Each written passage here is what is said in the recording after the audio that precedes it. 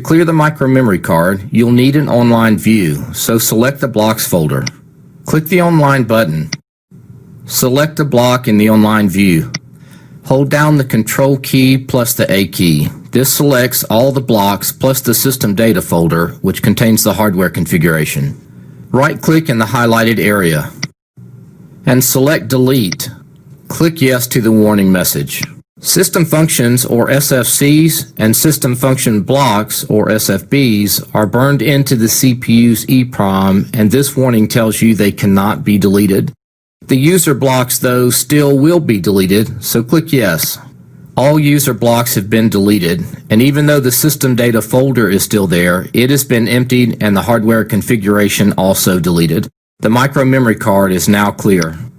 Now let's memory reset the CPU and clear any RAM that may be in use. Click the PLC menu. Click Diagnostic Setting from the context menu. Click on Clear Reset. Click Yes to the Clear Reset warning. This will also put the CPU in the stop mode. The micro memory card and CPU's RAM have both been cleared. If you would like to restart the CPU, you can do this from Simatic Manager.